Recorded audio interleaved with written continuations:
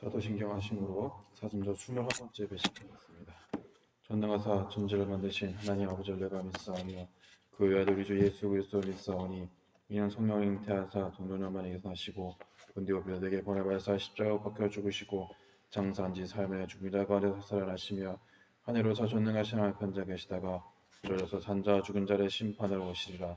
성령을 믿사오며 거룩한 공예와 손도가 쏟아는 것과 죄를 사하시는 것과 몸이 잘 사는 것과 영원히 사는 것을 믿사옵나이다. 아멘. 예전과 93장 함께 찬송합니다.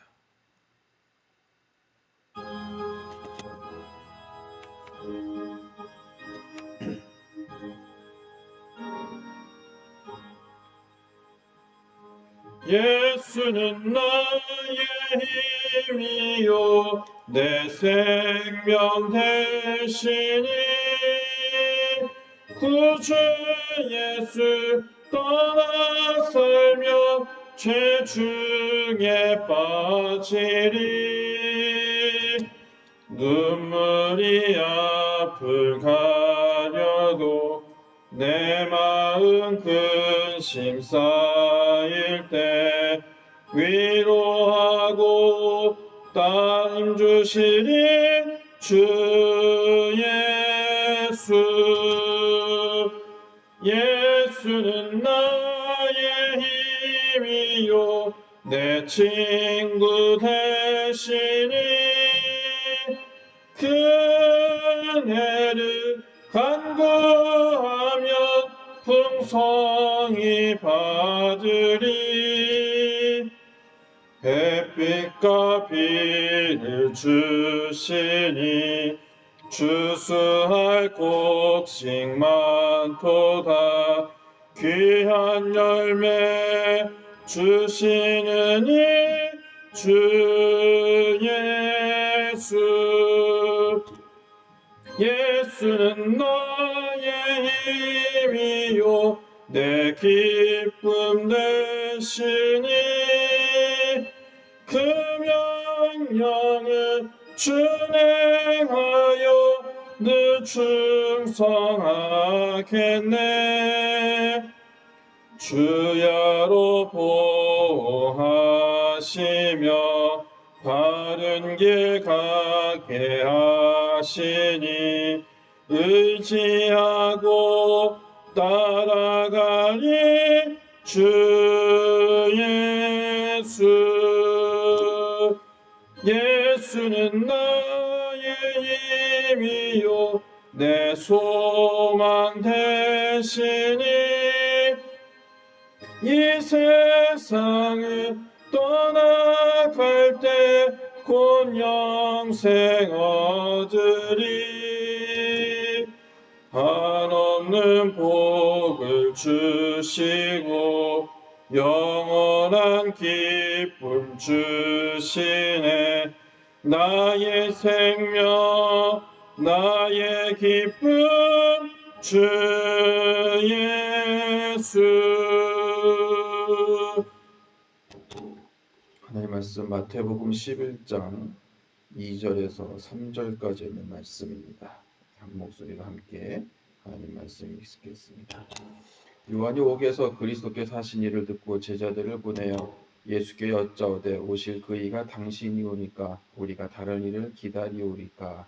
아멘. 오늘은 내 그림보다 주님이 크시다라는 말씀의 제목을 가지고 함께 하나님의 은혜를 나누려고 합니다. 우리가 살아가면서 인간의 경험과 지식이 쌓여가면서 자기 자신만의 논리를 또 생각을 만듭니다. 그것들이 우리들의 삶을, 내가 그동안 살아던 삶을 어느 정도 어긋나지 않도록 지켜주는 가드레일과 같은 역할을 하게 되지만 때로는 그 반대로 우리들의 시야를 좁혀주고 있고 또 우리들의 시야를 막는 그런 장벽이 되기도 합니다. 오늘 우리가 읽은 본문의 내용 속에서 이 세례 요한도 그랬습니다. 이 세례 요한은 광야에서 그가 회개하라 천국이 가까이 왔다라고 외쳤습니다. 그가 사람들에게 회개하라고 외치는 이유는 분명했다는 겁니다. 왜? 메시아가 오시면, 자기 뒤에 오실 메시아가 오시면 세상에는 엄청난 심판이 임하게 될 것이라는 그렇게 생각했다는 겁니다. 그리고 마침내 자신이 메시아에게 세례를 줌을 통해서 예수님을 보면서 이제는 예수님이 불의를 행한 이 세상을 심판을 하시겠다라고 기대를 했습니다. 어찌 보면 우리가 예수님, 그 당시 유대인들도 마찬가지였다는 겁니다. 약속하신 메시아가 이 땅에 오게 되면 세상이 변하는 걸로만 생각을 했다는 거예요. 노마의 압제에서 벗어나고 또 세례 요한처럼 세상을 뒤집어 놓을 우리들에게 오실 새로운 왕으로 늘 생각을 하고 있었다는 겁니다. 그런데 예수님께서 사역을 활동하시고 난 이후에 아무리 기다려봐도 어떻게 보면 이 예수님께서 세상을 뒤집을 만한 그 심판의 모습이 보이지 않다는 겁니다. 그러니까 이러다 보니까 이 세례 요한이 예수를 바라보면서 한 가지 의문점이 들었다는 거예요. 어떤 의문점이냐? 이 메시아가 예수가 맞냐는 그런 의문점을 가지기 시작했다는 거예요. 자신이 알고 있는 메시아는 이 땅에 오셔서 세상을 구원하시는 이유, 세상을 심판하면서 불의한 찬 모든 이들을 벌하시고 그렇게 세상을 바꿔가실 거라고 생각을 했다는 겁니다. 이 요한의 질문이 마찬가지로 우리 본문 속에 나타난 요한의 질문. 당신이 메시아가 맞냐라고 물어본다는 겁니다. 오늘 우리가 읽지 않았지만 5절 말씀 보게 되면 예수님께서 이렇게 대답을 합니다. 맹인이 보며 못 걷는 사람을 걸으며 나병한 자에게 꾀태에 받고 못 들은 자가 들으며 죽은 자가 살아나며 가난한 자에게 복음이 전파된다. 요한은 메시아의 심판을 이야기했지만 하나님께서는 인간의 영혼을 구원시킬 메시아를 보내셨음을 예수님께서 분명하게 말씀했다는 거예요. 여러분 우리가 삶을 살아가면서 우리들에게도 분명하게 말씀하고 계신 예수님의 모습을 우리는 봐야 된다. 어떤 모습이냐? 이 삶을 살아가면서 우리의 한 영혼을 살리시기 위해서 이 땅에 보내셨던 예수님의 삶의 모습을 우리는 분명히 알고 그 삶 속에 살아가 있다는 거예요.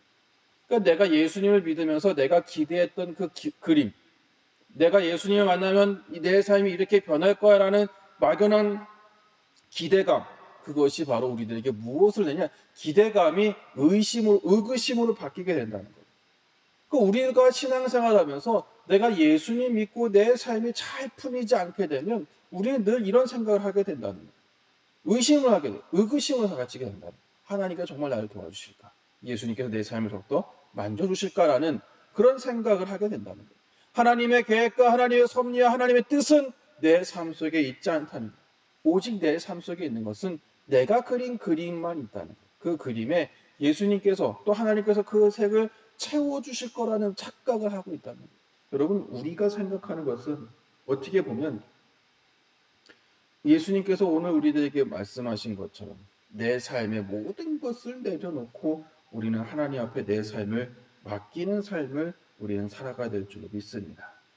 우리가 잘못된 생각, 또 우리가 틀에 박힌 나의만의 그림을 가지고 신앙생활을 하게 되면 예수님을 만나게 되었을 때 우리는 어떻게 보면 이 오늘 요한처럼 실족할 수밖에 없다는 거예요.